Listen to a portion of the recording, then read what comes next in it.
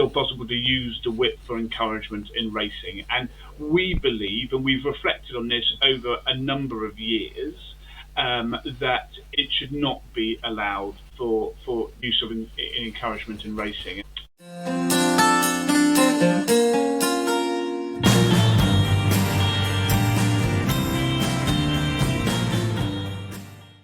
Hi, welcome to our second episode of Season 3 of Changing Rein. So exciting to make it to Season 3.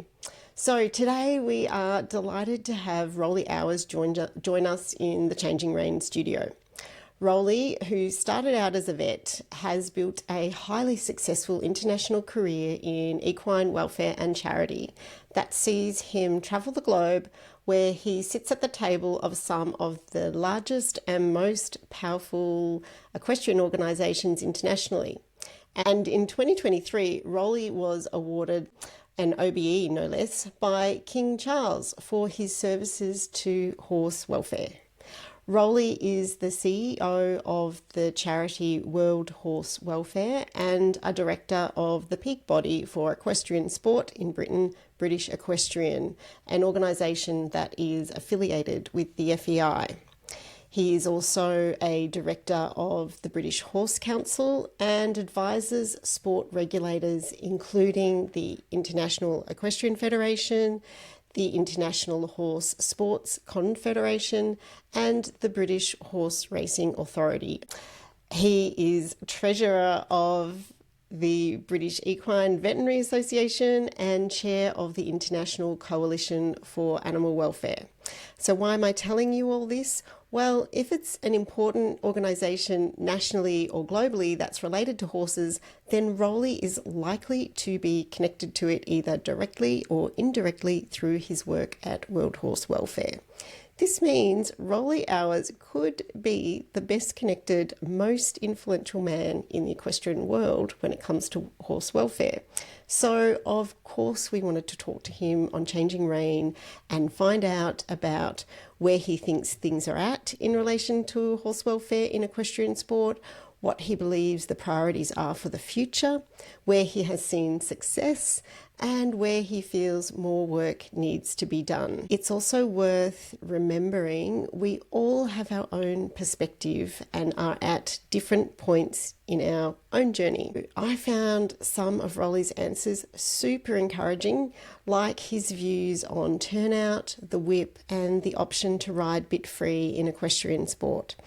And no doubt you have your own perspective too. So take a listen, because Roly Owers is very often the person advocating for horse welfare in sport at the highest levels. So what he says matters. As always, we are keen to hear your thoughts. Email us. We love hearing from you. And our email is team@changingrein.com.au, and you can support the show by commenting, leaving a review, and sharing Changing Rein with your friends. Word of mouth is how most podcasts grow, so your recommendation really means a lot to us. Okay, let's get started. We hope you love the show today. Hello everybody, and welcome to this week's episode of Changing Rein. We are delighted to have in our virtual studio Roly Owers, who is the Chief Executive of World Horse Welfare. Roly, you're very welcome. Hi there, it's wonderful to be with you. Roly, my first question is kind of an existential question. It's about the role of equine welfare charities.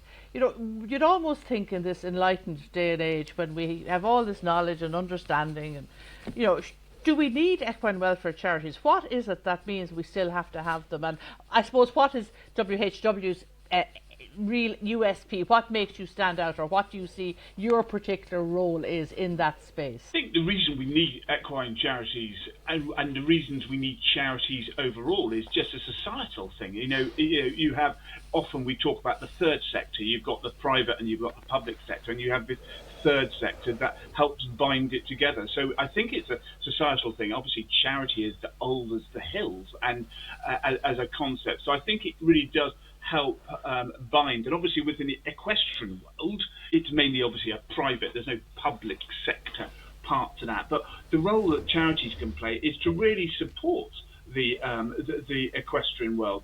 There is obviously an element of being that safety net, for animals and individuals that fall between, just fall down for whatever reason. So there is that safety net, but I think it's far more than just being that safety net. And so if I relate that then to World Horse welfare, I think what is unique about us is that we are all equine, so horses, donkeys, and mules. We seek to be a global charity, and the 120 to 30 million equids that are around the world.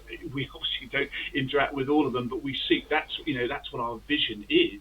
A world where all horses and equines are treated with respect, compassion, and understanding. And I think so that makes us relatively unique in that scale and scope. But also, one of the things that I know we'll talk about today is we have 4 key areas of focus around promoting responsible ownership, around supporting working equid communities where equines are still used as working animals, around transport and slaughter, which is our founding campaigns.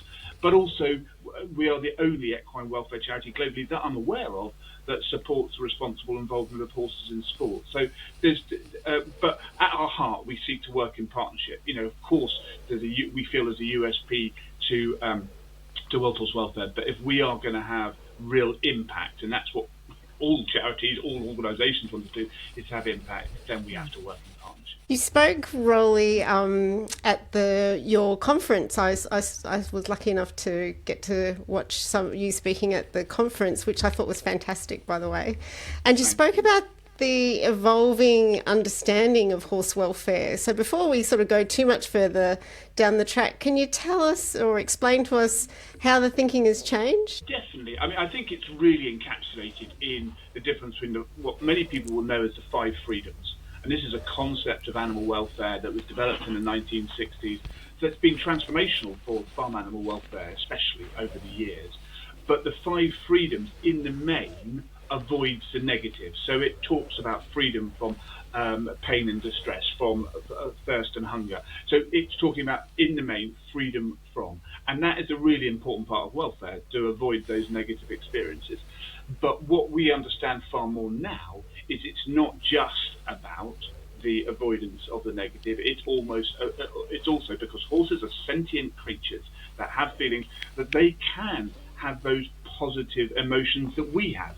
And therefore, it is really important to be able to provide our horses with those positive experiences. So traditionally, we've often looked at it through the physical health lens, and physical health is an important part of welfare and the physical well-being of the animal.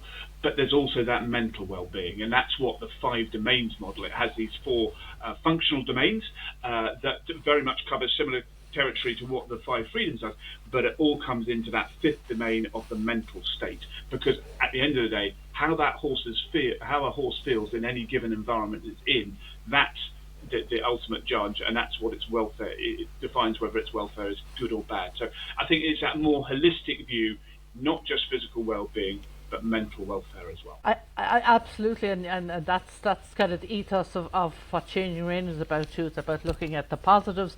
The change can be very slow, Roly. I mean, how long are your CEO since what, 2008? How have you felt about the pace of change? Would you like to see it happen faster? What are the barriers? We're impatient in here, and we sometimes think, oh, if only we could just speed things up a bit. You have more experience with this. How do you see it? You've got to be in it for the long term. I mean, the pace of change, yes, sometimes it can be very frustrating and very slow.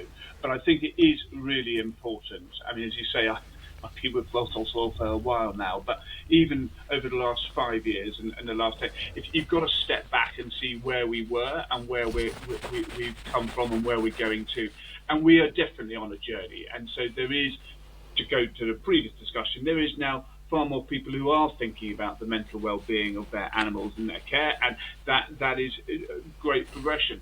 And I think the challenge is change is difficult in any organisation, we as humans we find change difficult. So I think you're starting from that very fundamental point, and we can see across the world and in different industries, and certainly within the human healthcare sector, how difficult it is to create that change for better outcomes. So I think we shouldn't think that we're on our own. I think the other challenge around change is that, especially within the equine world, there's a lot of infrastructure that goes into, how we care for our animals, in terms of the facilities we have. And what we know actually sort of leads to better welfare outcomes now sometimes involves changing the physical infrastructure we have. And that's not simple. That costs money. So you've got to take a longer term view on that, because it's simply not reasonable or realistic to think that we can change anything in that regard overnight. And the final point I would say is, one of the things that we've learned a lot, especially from the human medicine world, is that whole issue around human behaviour change and the science that goes behind it. And I think at the end of the day, you've got to take people with you. In terms of the whole carrot and stick approach, sometimes you need to provide that stick to really show that, but by and large, if ever it's to be used, it's once in a while. Most of the time, you've got to be encouraging people and bringing people on a journey with you, because unless that COM-B model of behaviour change, capability, opportunity, and motivation, and if you can create that triad, then people will change their behaviour. But if you don't have that, you're going to struggle. So there's so much to unwrap and unpick when we think about creating that change, and you've got to take it in a step-by-step way, but also recognise that not all days will be good. Some will be very tough, but overall, if you keep at it, we certainly believe you can have far more good days than bad. And so you mentioned there, Roly, that you've been there a long time, and you've seen things change. What positive things have you seen change since you started back in the day? That's a good question. I think one of the big ones is, there is, as I said, this better understanding of this holistic understanding of welfare. And so it's about that mental well-being. I think that there's still so much of a journey to go on there, but I think there is a much better understanding. I think people increasingly are thinking about the ethics and using ethical training methods. And the whole thing about ethics, very simplistically, is we can do lots of things, but the question is, should we do them? And then if we should, then how can we do them? And I think that using those ethical training methods, and there's lots of examples around that, and a better understanding of the term horsemanship or horsepersonship, if that's but which is as old as the hills, and some of the best trainers and coaches, they've been able to look at the rider and see what the rider's telling them, but they can also look at the horse or the pony and see what the animal is telling them. And actually our ability to understand what our horses are telling us through their behaviour is really advancing, and I think that it is a long way to go still, but I think there is a better understanding there. So I think that people opening their eyes, it's not having those blinkers on, it's just having that wider perspective that there's more opportunities and levers that we can pull and utilise to actually improve the welfare of the horses in our care. Yeah. Is there any one practice that you've seen really change over time that reflects that different way of thinking, like something that people did perhaps 10 years ago or 20 years ago, and you just don't see it much anymore? Well, you certainly see a lot of stabling still, but I think the whole idea of social housing and how we keep our horses, the importance of giving them time at pasture, even if it's for a limited amount of time, or just a time of freedom outside the box. Because if you're an urban riding school, you don't have big fields outside, but you probably do have an arena where you can give the horses some space and some time to move freely. So I do think that whole area around social housing is a journey. And again, when you think of some of the big yards, they've got a significant infrastructure there. So it's not something you can change overnight. But it is certainly something you can change. You can make small changes now, and then potentially look to make bigger changes in the medium to long term as you're overhauling sort of any kind of fixed infrastructure that you have. So yeah, I do see that as that's been a real development in a very positive way. That's so good to hear. So, I was just going to say that's so good, such a good thing for you to observe, Roly, because I think at least 3 or 4 of our guests have said when we ask them what's your one wish, it is that horses actually get more turnout. So yeah. I think that's fantastic. That is a practice that you've seen evolving and changing as we learn more. All I would say is I would agree with your other guests. Horses do need more turnout, and with that, we cannot say we've done enough. It's a journey we're on, but absolutely, I see it's certainly getting better, but we've got a significant way to go. And it's fair enough. It's fair enough to recognise the as you said, the infrastructural challenges. So it's not going to happen overnight. But I think as long as there's an openness to thinking about how it might be done, that's a huge step. As you say, the blinkers are taken off. Roly, you're involved or you interface with a lot of equestrian organisations internationally, and I've often heard you described as the ultimate diplomat, because you seem to be able to navigate a lot of different, as I say, a lot of different organisations. You do it with charm and aplomb.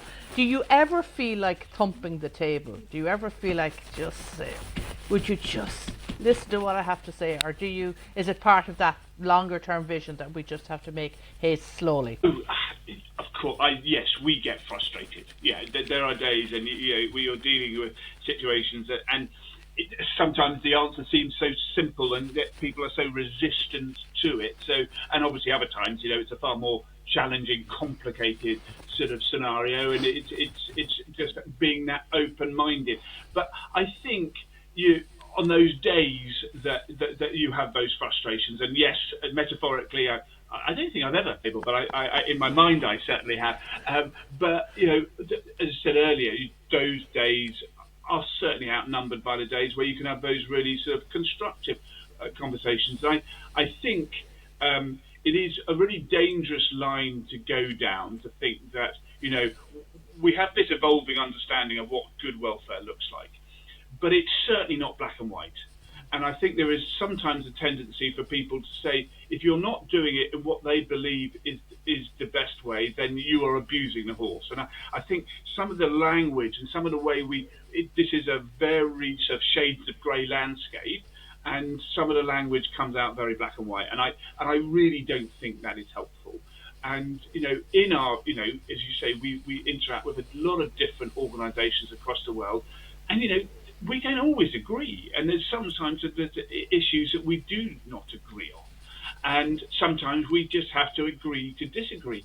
But in most situations, I'd almost go say in that almost all situations, there's lots of areas where you do agree. So you focus on that first, and as I said earlier, incremental change can really have a real positive impact on our equines in our care. So I think it is trying to maintain. We've always believed that actually having a constructive approach doesn't mean we always agree, but having that constructive dialogue will bring around change quicker. And so long as we stay true to our core principles, and I think that's what we always try and do is stay true to our core principles, which is obviously trying to do what is in the best interest of the horse, and putting the horse as number one stakeholder. And of course that is reflected by many different other organisations and sports. But I think actually saying that is rather easy to say. Doing it is somewhat more challenging. But for us, that as long as we're staying true to those core principles, then I think you can find a way forward. It's not always very easy and very obvious to start with, but sometimes it just takes a bit more time. So seeing we're on the topic of frustration and challenges, what's the biggest challenge you think that remains for sport horses and race horses? earlier we talked about turnout, and I think the whole principle of the 3S and improving how we actually incorporate that to the largest extent possible in our horses' lives. So friends, freedom, and forage. And we often say that, the evolutionary time scale of horses, we've domesticated them relatively recently. So they still have a sort of a genuine need. They're sort of hardwired to have that sort of need for friends, freedom, and forage. So I think there is, whilst good progress has been made, I still think there is a good way to go there. And I think just if you break those down, friends and freedom, sometimes there can be infrastructure challenges around that, in terms of what turnout facilities anyone has. But we all have control of what forage our horses get.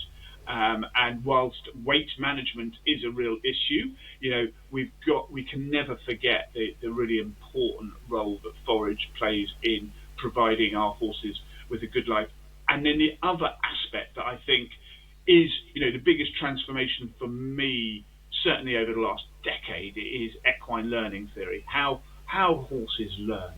And I think our understanding of how horses learn has really come on leaps and bounds in that time. So our ability to understand our horses, to what they're saying to us, and actually teaching them in a way that they'll understand, because they have different, whilst they're mammals, and there's a lot of stuff where there's similarities between horses and humans, there are many areas where there's differences.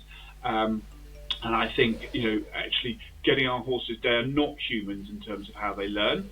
And I think there's real challenges when people assume that they can learn like we do. They don't. So it's really important that we understand how they learn, and really simple stuff about how to mount a horse at a mounting block, or how to load a horse, or how to give it an injection. So these kind of issues can cause huge amounts of stress to both horse and rider across the countries, across the world. But actually, implement a bit of basic learning theory, and none of those kind of issues should be an issue for anyone. The friends, forage and freedom, I find it really, really helpful, because it's people intuitively grasp it, and you can have a fabulous conversation with someone about those. When you get down to specifics, there are certain things in disciplines of use of horses that really people's hackles start coming up. One of them would be the whip in racing, and the other would be bits and bit-free riding in equestrian sport. And those conversations can be trickier. Karen has a particular interest in the bit and bit-free riding. Karen, what's your experience in trying to have those conversations? Yeah, they're interesting conversations to have sometimes. I think sometimes people get a bit overzealous, and as Roly alluded to before, people can become very black and white in the way that they speak about these things. Now, there's certainly some evidence that suggests that riding bit free can be good for some horses, perhaps for many horses.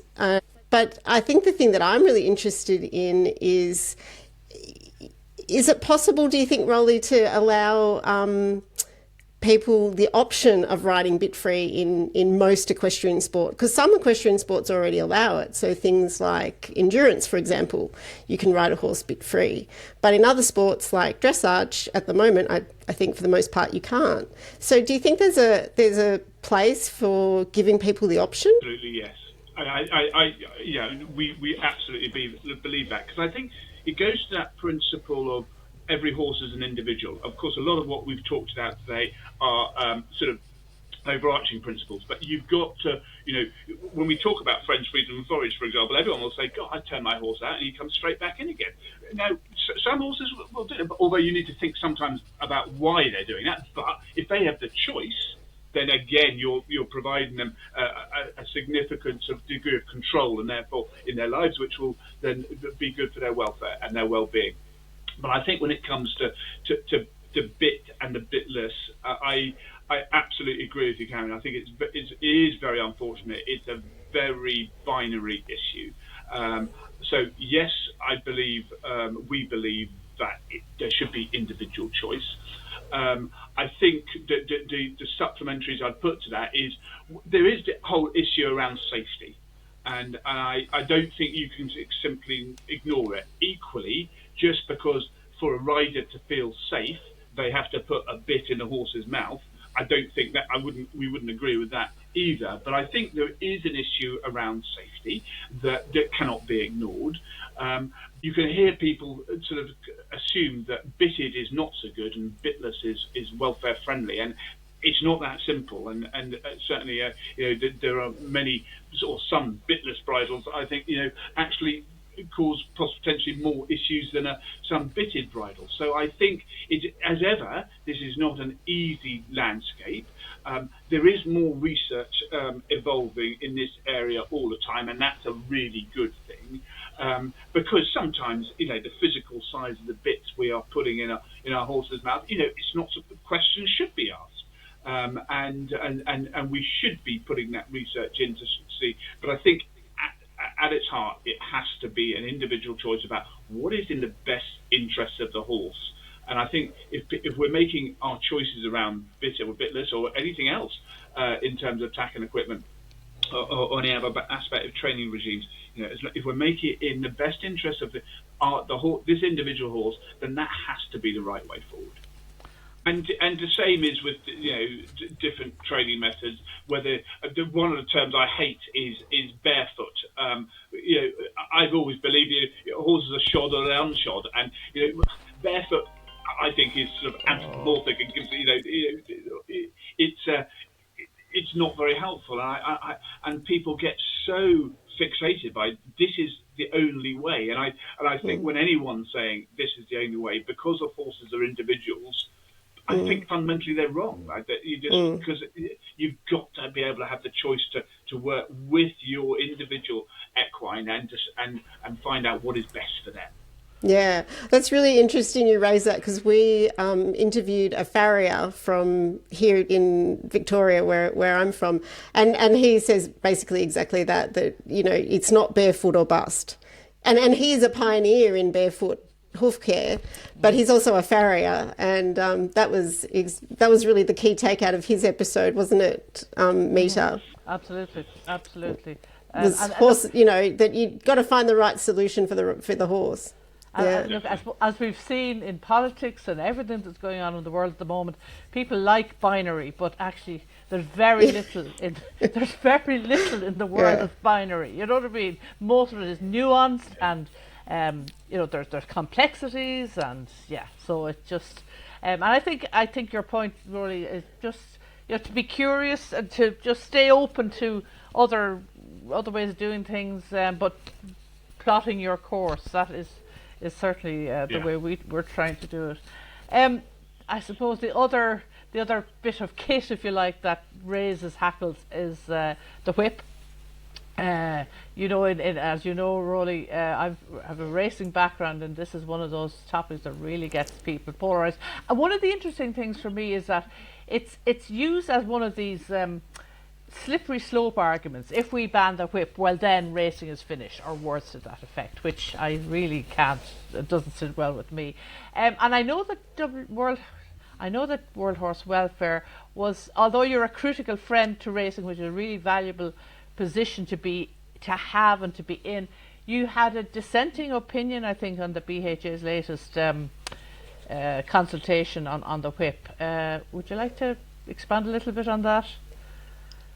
Well, I think the consultation we really welcomed, but obviously the outcome was that whilst they reduced the frequency, it's still possible to use the whip for encouragement in racing. And we believe, and we've reflected on this over a number of years, that it actually it should not be allowed for use of encouragement in racing. And I think when the BHA did its previous review in 2012, that one of our key aims, although we didn't at that stage call for a ban on use for encouragement, we did say there has to be a debate, there has to be a wider understanding of why the whip needs to be used in this way. But over that time, there has been some scientific research, some published research around welfare impacts of the use of the whip. And whilst we absolutely accept that it's not clear cut, but actually when you take all the research together, it certainly calls into question whether there is a welfare impact of using the whip for encouragement, at least sometimes. But so on using the precautionary principle, we believe actually there's a strong argument to say that the whip should not be used. But I think there's also the ethical argument about, just because I can do this, should I do this? And I think it's almost more powerful, the ethical argument, to say, one of the things to say is what's in it for the horse. You can clearly see what's in it for the jockey and the trainer and the owner when you're using the whip for encouragement. But what really is in it for the horse? And so I think when you look at it through that kind of lens, it's even more stark. So yes, we do not believe that the whip should be used in encouragement. We do believe the whip has a role in safety and in training. But yeah, so we do have a difference of opinion. But I suppose on an encouraging sign, when you say, well, aren't you disappointed by that? Yes, we are. But when you look globally, it is all heading in one direction. No one is increasing the amount that you're allowed to use the whip. And it's going in one direction. So it is a journey that we're on, and I hope sooner rather than later we'll get to where. And I honestly don't think it's a slippery slope at all. I think you just look at situations individually. This is a very emotive one, as you say, but actually just look at it individually and you come to a conclusion based on the evidence. If you make evidence-based decisions, that should avoid any kind of knee-jerk responses to this, that, or the other. So as if you stay true to the core principles of making those evidence-based decisions, I really don't think people have got anything to worry about. Another emotive topic, Roly, is that of hyperflexion, and it's one that, again, can get people's hackles up, and there's lots of conversations about it. I'm just wondering, what are your thoughts on that in terms of looking at it from that lens of what's in it for the horse? Yeah, again, as you say, it's a very emotive topic. I think it's slightly challenging because I was up at our centre in Lancashire recently, and I saw we had a foal, actually an orphan foal, but it was a few weeks old and was doing really well, and it did the best piaffe I've ever seen a horse do. And so it just made me think, because people often think about these natural and unnatural movements, which again I think is possibly not a good line to go down, because actually some of these things possibly aren't that unnatural. But of course, it's not what we're doing with our horses. It so often it's how we're doing it, and it's that ethical-based training method and listening to our horses. I do believe that actually it comes down to harmony, and especially when you're thinking about the discipline of dressage, but not just dressage. It's actually that harmonious relationship between horse and rider, and I don't know. I think potentially, we believe the judging system for the top level and different levels of dressage do need to be changing, because I think there needs to be greater emphasis on that harmony between horse and rider. And I think when you look this summer, and a lot of people made the comment about the difference between the dressage competition and the para-dressage competition. And when we talk about harmony, it was potentially far more on show in September than it was in August. So I think it's having that open discussion and not being getting very sensitive about it. But I think we do have to move towards where the scoring system for some of our disciplines changes more in balance of the horse. Yeah. But do you think there is anything in it for the horse? Well, the positive emotions. I've ridden horses most of my life, and I do believe, they have a feeling of positive emotion when we sometimes ride them and sometimes compete them. And absolutely, but if you challenge me and say, "Where's the evidence?" I can say the evidence is in my heart, but I think a lot of people would be in a similar view or similar place.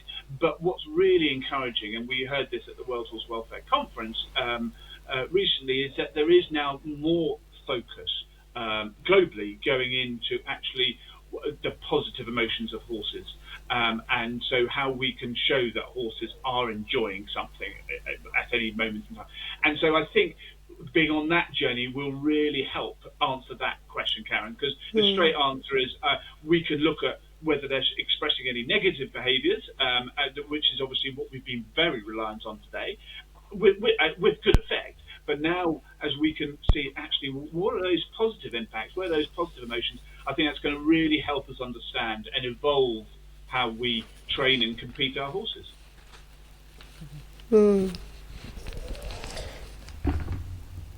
One of the topics that we have seen over that 10 or 15 year period, one of the topics that's become kind of front and central is the whole concept of social license. And Roly, you have been very much to the forefront with this.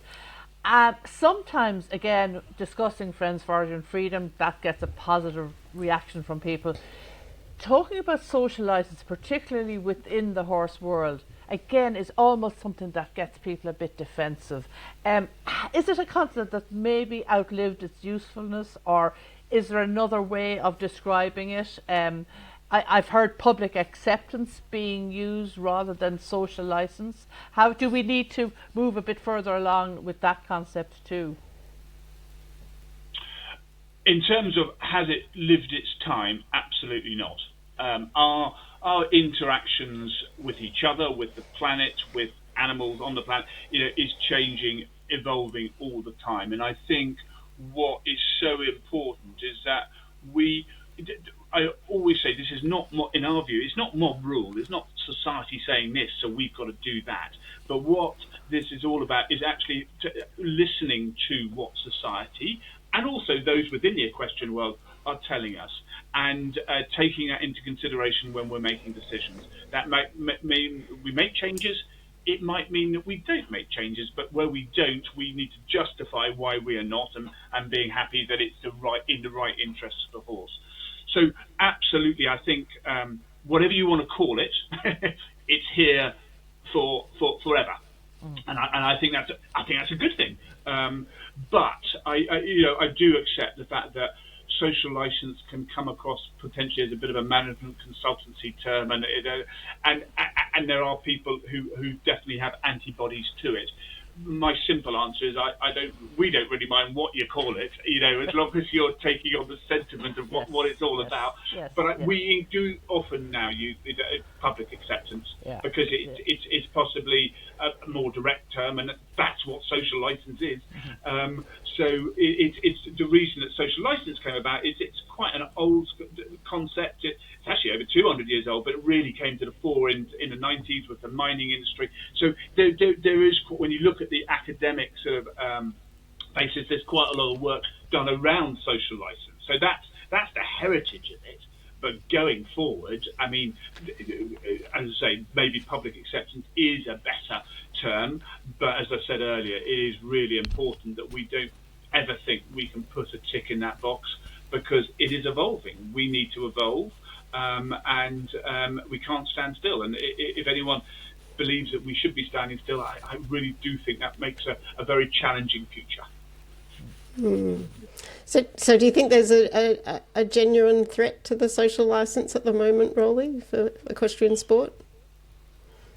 There's a threat if people ignore it. Yes, absolutely. But I am absolutely an optimist, and this is me, Roly, speaking, as opposed to necessarily World Horse Welfare. But World Horse Welfare absolutely believes it's an opportunity too. And I think that what we've talked about during our brief discussion today is the fact that we are on a journey, and there's lots of positive developments happening. Sometimes not quick enough, but they are absolutely happening. And so I think so long as we keep going on that journey, keep listening to our horses, keep investing in research, and making changes where we need to make changes to provide the best outcomes for our equines, then I think there's a really powerful story to tell. And we've actually done a piece of research this year with actually an Australian research company, very much looking at it from a UK perspective, but trying to get under the bonnet of why people think what they do, why the public think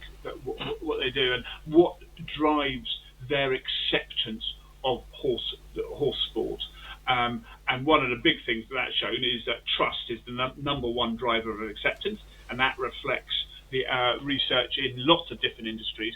But one of the biggest drivers of trust is the social importance of horse sports. And I think that was a real surprise to me, but it shows that even people who now live in a much more urbanized setting, they recognize the association we have with horses. They recognise the cultural significance of that, and I think so that's a lot to be positive about. That people still think that, but obviously they're only going to carry on accepting horse sport if, when we, as racing and horse sport and all the disciplines say, we put the horse as the number one stakeholder.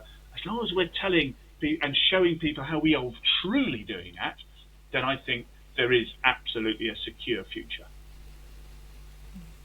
That's very encouraging. When you come into work, Roly, on a Monday morning, I mean, obviously World Horse Welfare, big organisation, international reach. How do you prioritise what's in that big stack of files on your desk or on your computer screen? How do you prioritise, or how do you navigate all those? I mean, is it something like 112 million working equids? Surely that's a huge focus just in terms of numbers. Then there's the clamour within racing about the whip, and then there's hyperflexion. And how do where do you put your energy? How do you work out what Roly's going to work on this week? What's my key objective? What I work on is generally what the team tell me to work on. But most importantly, we do have a strategy. We have a plan that we generally do around every 5 years. And I think it is really important to make sure as an organisation, any organisation, that you set out a sort of a journey. You set out a road ahead where inevitably you take some different turns on the way. So I think you need to be so you're being proactive. And not to always reactive. And so I think that really does help us sort of on that journey ahead. I think what also has helped us in our current strategy is the way that we've always had 4 different areas of activity. We do a lot of caring, whether that be through our rescue and rehoming centres in the UK or our community projects internationally. We're investing more in research. We are certainly evolving our educational output. And we've always been a campaigning and an influencing organisation. And what we've realised is that we absolutely recognise we can't get to every one of those 112, 100 million plus equines in the world.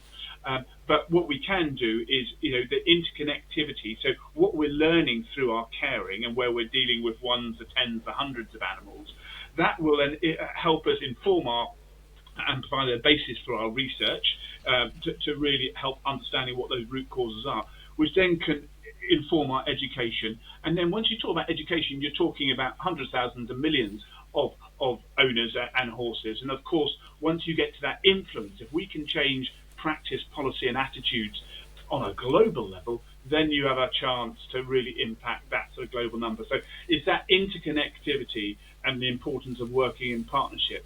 So I think that all helps us create that sort of proactive, we have a clear view of where we're going. But as you say, you've got to have a balance, and whether it's 70-30, but there's certain lots of issues that come on a Monday or often on a Friday afternoon as it happens. But that suddenly appear, and we've got to be responsive and decide what, if anything, we're going to do about something, because obviously we get contacted about a lot of things, and sometimes we'll make a decision that is not something that is for World Horse Welfare, but other times, that it is, and what can we do about it? We can either try and use our levers of influence where we can, or we potentially could say, well, this actually is a really helpful thing for X or Y research projects that we've got going on. So you're trying to sort of match the levers that we have through our strategy, and that, in theory, with a trustee board that sort of keeps us on the straight and narrow, that does help to navigate those eternal challenges. which I absolutely recognise that every organisation has. So, can you tell us, Roly, what you consider to be the most important project that you're working on at the moment in relation to sport horses or race horses? I think the most important one, I'm sitting talking to you now, is the project we have done in conjunction with the support of the Racing Foundation in the UK, and in conjunction with a number of other equestrian organisations and bodies, is this project we've done around getting under the bonnet of public acceptance, and because it is, we recognise that sometimes that people will speak knowledgeably about what the public think, and actually a lot of the time what they're basing that on is some very top level views of, as Mita says, people don't like the whip and they don't like, but actually getting under the bonnet of why people think that. And it's been a fascinating journey. We've used, because we did a lot of research in other industries that have had their social license and public acceptance challenged, like the egg industry in different countries, the live export trade, even McDonald's hamburger restaurant, looking at what they've done. One company that had done a lot of research is called Vaconic, based in Australia, and they've taken us on a journey over the last year, and the report is just about to be published. And actually, I hope it will be a game changer. It's the first time this kind of research has ever been carried out in the equestrian sector globally, I think.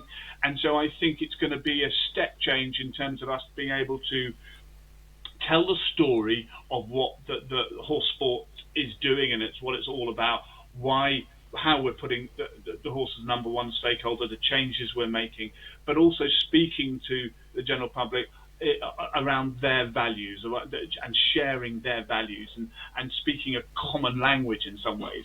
So I think it is. I hope it's going to be a really exciting outcome. Certainly, it's just about to be completed. And if it's anything as exciting as the journey we've had over the last 12 months, I think it will have a really positive impact for the sport. Roly, one of the things I was interested in reading about the history of World Horse Welfare was your founder, Ada Cole, was a vociferous, she must have been an amazing woman, but she was a vociferous campaigner against the transport of horses for slaughter on the continent, on the European continent. And she wasn't, as I understand it, she wasn't opposed to slaughter for horse meat per se. It was the transport. And I just wonder how that sits with your supporters today. I believe World Horse Welfare doesn't have a position on the slaughter of horses for horse meat, and I'm just wondering how that sits with your supporters today. Thanks, Rita. It's obviously a really emotive issue. You're absolutely right. Ada Cole, what an extraordinary lady, and I think as we come up to our centenary, we're looking to put an increasing focus, because she is still very much the heartbeat of the charity, and we talk about the values of the charity, about being pragmatic but compassionate and also forward thinking, and I believe all of those values reflect what Ada did. And you're absolutely right, she did not have an issue with people eating horse meat. That wasn't her objection. Her objection was the conditions in which these animals were transported, and so she campaigned to have a slaughterhouse in England to prevent these long journeys. And I think that approach to equine welfare, she said, we must be their voice. Our responsibility is for the horses in their lifetime, and whilst they're alive, we need to fulfil our responsibilities to them. And that's still very much the heart of what welfare is all about. And when it comes to horse slaughter, this is obviously a very context, country, region specific issue, but absolutely we believe that owners should have the option. And so long as, however animal ends its life, whether it's euthanized by a vet or it is slaughtered for meat, as long as that is done to make within the regulations to make it as stress-free as possible, then we believe that owners should have that option. We absolutely accept, me included. I would not do that. That's not an option I would take. And I completely respect that many people would take that view as well. So I think it's having that option, but only so long it is done to minimise the stress of all that. And that whole thing of that end of life decision for our equines is so important. That mantra that we talk about, it's around quality of life, not quantity of life. And, actually giving our horses a good life and a good death. And I think there is so much importance to the educational messages around that to significantly improve equine welfare across the world. I'm just curious to go back to the work you're doing with research and public, if I've heard you correctly. So what makes horse sport acceptable to the public? Have I heard that correctly? Yeah. So I'm curious, can you explain to us how that then will help us improve the welfare for horses in horse sport? Yeah, so the research is around what drives public acceptance. And one of I mentioned that sort of social importance of equines is one. But then some of the other key drivers is around transparency. Around certainly about injuries and fatalities, around regulation, and around procedural fairness, which is all about the sectors being understanding and being listening to what the general public's concerns or queries are. And within all of those areas, equine welfare is intertwined fundamentally. And therefore, if we are putting equine welfare first, if we are making those changes, if we are listening to concerns of the public, and where needed, making that changes and talking to them about that, if we are clearly showing that the regulation we have to protect our horses is being implemented without fear or favour, that can really drive trust, which then drives acceptance. So I think although it was surprising to us that equine welfare itself wasn't a direct driver of trust and acceptance, what was very clear, it was very much intertwined. And there was almost an assumption that equine welfare would be protected in horse sport. So, it is still obviously a really important bedrock of that public acceptance. Unless we're treating our horses ethically and putting their interest as the first stakeholder, then that we will not achieve that acceptance, and that came through very clearly. So I think it's where, but when we talk about social license, it's so important not to think of it as some kind of great sort of smart communications exercise to put a better spin on what the horse sport and what the horse industry is doing. Is actually, it's very much driving change where change needs to be made to around equine welfare, and then telling that story and the changes that we're making and why we're doing what we're doing to the public, and what that story will help drive that trust. So it very much comes from the horse and not from a positive glossy magazine. Is there a risk? No, I know we haven't seen the report. I'm looking forward to it, but I'm just wondering: is there a risk that this downgrades the importance of equine welfare? Maybe I've misunderstood what you say about the the social aspect being so important. Does it mean that equine welfare is not viewed as important, and therefore are we able to sit back and say, oh look, it's fine, they're happy with what we're doing, but they just assume that horse welfare is good? The straight answer is no. It certainly will not downgrade the importance of equine welfare. If anything, I believe it will actually advance it, because yes, what this research, and I probably haven't explained it well, but it looked at what those different drivers of trust were. And actually, the largest driver of trust was that social importance, which I think does create an exciting opportunity for the sector. But when you look at many of the other drivers of trust, then actually equine welfare is absolutely intertwined in them, as I mentioned, around regulation and procedural fairness and such like. So I think it just provides a wider sort of view of what drives public acceptance, some of which are a surprise, I must admit, But what wasn't a surprise is the fact that equine welfare is intertwined in many of the drivers of trust, and therefore, if we really show how we are advancing equine welfare, that will really drive trust and acceptance of horse sport. Yeah, no, actually, I can see it now. What it's telling us, if you want to turn it on its head, it's telling us the public already trust us. We probably shouldn't down ourselves so much.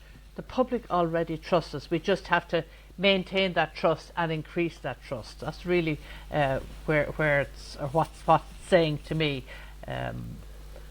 So there's the Yes, major. well, Yeah. the measure, one of the key measures of how much the public trusts us, or how much it trusts horse sport, on a scale of 1 to 5. Actually, it was just over 3. So it was sort of, more people trust the sport than not, which is a positive. But it also shows that there's significant improvement to improve that level of trust.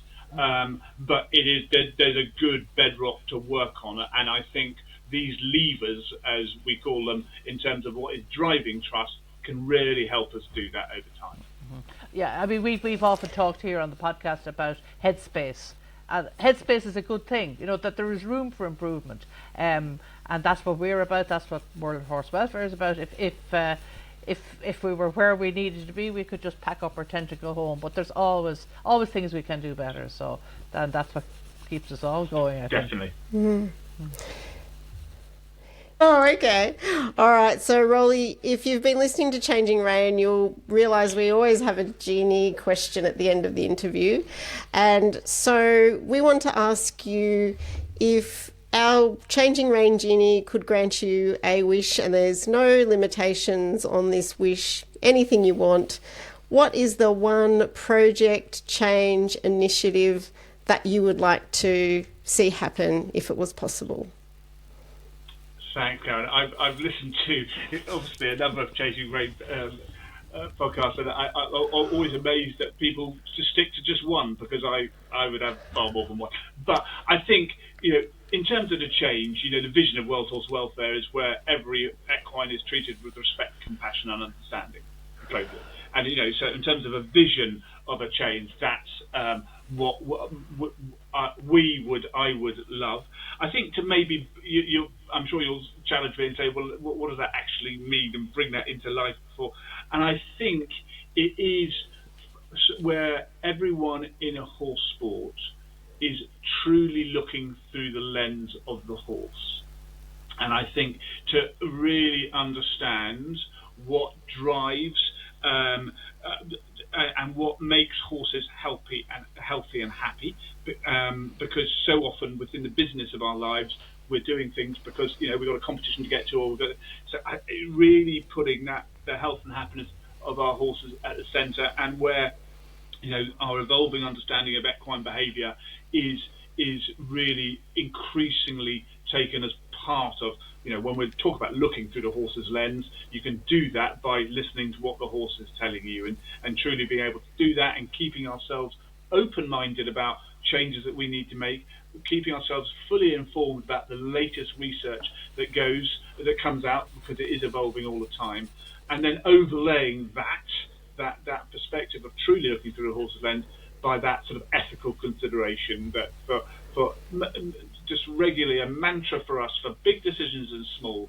just to say, should I be doing this before how can I do it? And I just think if we put that together and really sort of do honestly look through the horse's lens to how we can improve their health and happiness, then I think the world will be a very, very happy place. I love that idea of asking ourselves the should question before we ask the how question. That's something that really, really resonates with me. So I think that's a wonderful place to wrap it up. What do you think, Mita? Absolutely. No, you're singing my tune, Roly. Absolutely. Yeah, and that's for me has probably been the biggest change in the last 10 or 15 years, is that the ethical side of things is actually coming to the forefront. We've always known about welfare, as you said at the start, 5 freedoms, that's all fine and dandy, but we actually should be moving on to thinking about whether we actually should. I've really enjoyed this conversation. It's been far-ranging. It's been really interesting, really stimulating. I'm going to leave the studio with a smile on my face and a pep in my step. Yeah, so thanks so much for joining us, Roly. Absolutely appreciated all your time and some great answers and food for thought. So thank you so much for joining us on Changing Rein. Oh, well, listen, thank you for the invitation. I really feel honoured to have been asked, and I loved it. I could chat away for another hour or so, but thank you for the opportunity and the opportunity to talk about the work of World Horse Welfare and what we can all do to improve the lives of the animals that gives us so much fun and love. And I think it's a really exciting place to be, and I love it. So I love talking about it, so thank you for the opportunity. Oh, our pleasure.